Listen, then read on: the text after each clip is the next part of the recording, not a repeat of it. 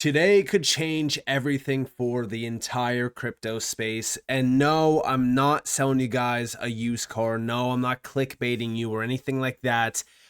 This is actually going to be one of the most important things to really kind of focus on for crypto. And it definitely does, have a lot of weight behind it, even for Ripple and even XRP as well. And we're going to be talking about exactly what I mean. But first, we do have to go over a few things. Number one. Number two, I also want to quickly say that if you guys haven't already joined the free Discord down in the description below, you should. There's over 12,000 additional members in there.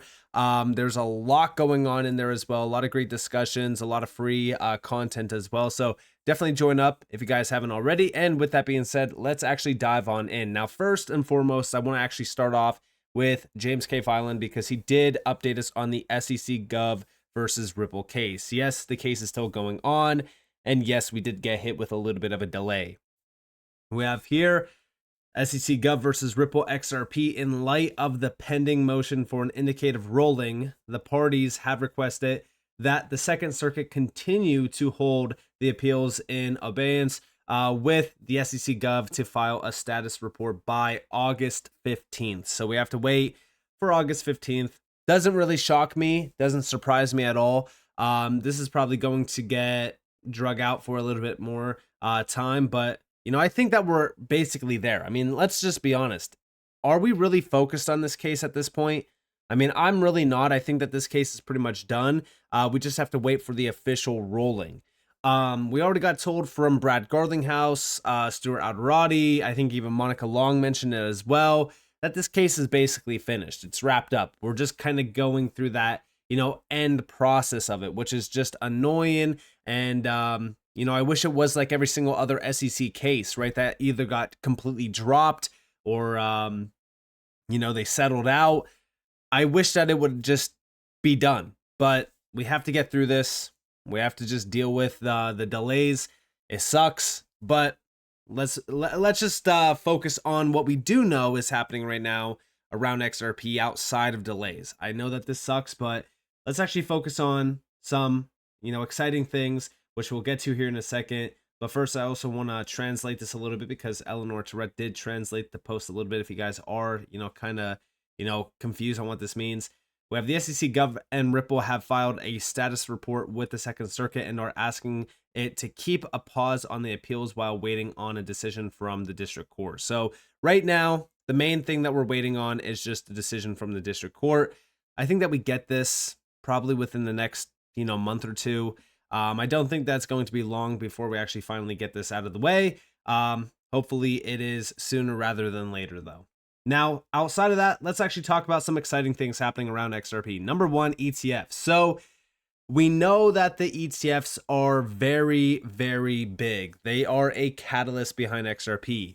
And we actually got a big update, and we have latest Purpose Investments is set to launch the Purpose XRP ETF on Toronto Stock Exchange Wednesday, June 18th. So this is, tomorrow, after receiving final regulatory approval from the OSC. So another ETF now getting pushed through and will start to be traded tomorrow. This kind of reminds me back to April, where we got the first spot XRP ETF issued by Hashdex. That also started trading in Brazil. And I said more and more XRP ETFs are launching while the SEC is taking its time. This is just one of the catalysts behind XRP brewing, and once we see a US spot ETF approval, buckle up. And yeah, listen, this is going to be a big deal. And when we actually think about this, right, we already have 2 XRP spot ETFs that are going to be trading live. And the question is, what is the US waiting for? The SEC is dragging its feet with XRP. Meanwhile, we continue to see talks about Solana ETFs getting approval or possibly even ADA. I want to see XRP get the approval first, ultimately, because, there's already 2 spot ETFs trading live. XRP has been outperforming almost everything in the top 100 over the last couple months, and technically this entire cycle as well. So really, what are we waiting for? We're just waiting for the SEC to catch up. So this is definitely big news. I think that a lot of these ETFs are starting to build up some pressure behind the scenes for the US market. And I think that's only a matter of time. Now, on top of that, let's actually go over here to securitize. So major growth in on-chain finance.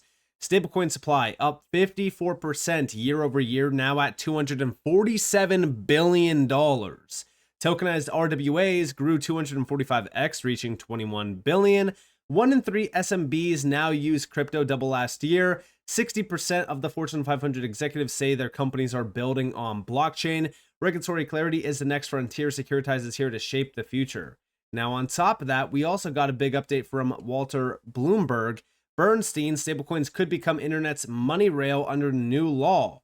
Bernstein says the Genius Act, up for a Senate vote this week, could transform stablecoins from a crypto tool into a core part of internet finance. The law would create a clear framework for U.S. stablecoin issuers and bar non-compliant foreign ones. Key points: 3 issuer types, bank subsidiaries, OCC-approved firms, and state-qualified entities. Strict reserves, 100% backed by short-term U.S. treasuries, repos, or deposits. Not deposits or securities, but treat it as digital cash. Full compliance rules, AML and KYC, and restrictions for non-financial firms. Bernstein sees this as a foundation for the next wave of financial innovation and stablecoins integration with capital markets. Now, this is exactly what I was talking about. Today could be the day everything changes. We got the big update that just in, the Senate will hold its final passage vote on the Genius stablecoin bill tomorrow. This is today at 4:30 p.m., marking the last vote before the legislation moves to the House. This is one of the biggest bills behind crypto. Why? Why do we need to focus on this? Stablecoins. Once the stablecoin market is open in the US, we are going to see stablecoin issuers like Ripple really start to steal the show. Why? Well, because we know how strict the Genius Act is. This puts a lot of pressure on Tether, for an example. And we also know that RLUSD has been making a ton of moves. But on top of that, we have to remember that RLUSD and stablecoins basically getting the green light means more banks diving in, which means institutional DeFi opening up. This also means a lot more individuals jumping into crypto, utilizing the underlying rails without even realizing it. This is where we start to see mass adoption of digital currencies. This could be the next big, financial wave, if you will. But on top of that, this could become internet's money rail. I mean, this is one of the biggest things to focus on. And by the way, we already know all the big banks have a green light already around stablecoins. We also got a big update from Bill Haggerty. He says that passing crypto stablecoin legislation will propel America's payment system into the 21st century. That's because when we think about what stablecoins actually are, you got to remember this is digital finance. This is digital fiat currencies, which is also technically CBDCs. I've always said it, right? Stablecoins, there's no difference between stablecoins and CBDCs. It's just a different issuer. That's all it is. But this is starting now, at a time where almost everyone is looking at stablecoins. We recently talked about Walmart and Amazon exploring stablecoin payments. There's streamlined transactions and reduced fees. Every single major enterprise is looking at this. But what if I told you that it's not just enterprises? It's also the biggest banks in the world. We've been talking about this for a bit now, how every single bank is ready to do this. Back in January, it was a big deal, right?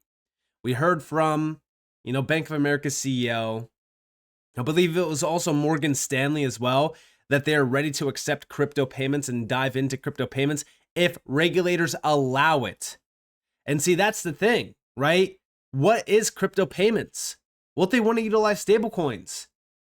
That's why right now we're starting to see, for an example, the Genius Act and the Clarity Act.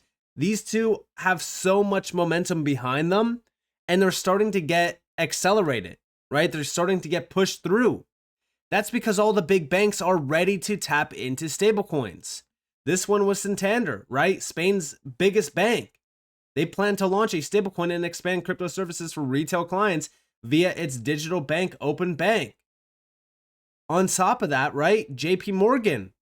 Just in, JP Morgan registers JPMD. JP Morgan has filed a trademark for JPMD, sparking speculation that JP Morgan dollar, a new USD-backed stablecoin is in the works. Here we actually have that patent as well, or the trademark, sorry, I should say. Here we have owner information, JP Morgan Chase Bank NA with the location, goods and services, trading, exchange, transfer, and payment services for digital assets, including virtual and digital currency, digital tokens and payment tokens, decentralized application tokens, blockchain-enabled currency, also includes electronic fund transfer, securities brokerage, real-time token trading, custody services, and secure online financial transactions. The big banks are ready. And every single bank, I'm telling you guys right now, every single bank is going to do this. How do we know? Well, because it wasn't just JP Morgan doing this. Bank of America, on June 11th, the CEO said again that the bank is developing its own crypto stablecoin. And this reminds me back to May 22nd, where Justin, major US banks including JP Morgan Chase, Bank of America, Citigroup, and Wells Fargo are now exploring to issue a joint crypto stablecoin. Well, now we know that that's not going to be the case. You know, if this trademark is 100% legit, then guess what? Every single one of these banks will have their own stablecoin. This is something that we talked about for years as well. How every single bank is going to tokenize their deposits in the form of a stablecoin, and they're going to utilize that internally. But that's the thing, right? That opens up a whole new can of worms. How are all these stablecoins going to be bridged? How can they all be, transacted between one another? It's almost as if this entire environment has been set up for XRP all along. Ripple back in 2022 said that the stablecoin race was on. Prior to that, they said that XRP could bridge any two things of, value. It doesn't have to be, fiat based. It could be digital. Today, that use case is so much more valuable than ever before. This is why I think that anyone that's actually ignoring XRP at this point, while all of this is happening, they are missing the big picture.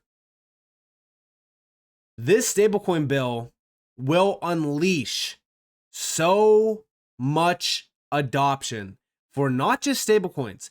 Everyone thinks about these stablecoins and they're like, all right, well, yeah, this is good for the stablecoin, but what about, these networks and these other tokens? Whatever network these stablecoins are launched on and issued out on, the underlying gas token will see significant adoption. I've explained this with RLUSD on multiple occasions. But it's not just RLUSD. Remember, I just made a post recently talking about this actually. I talked about all of the stablecoins that are now on the XRP ledger.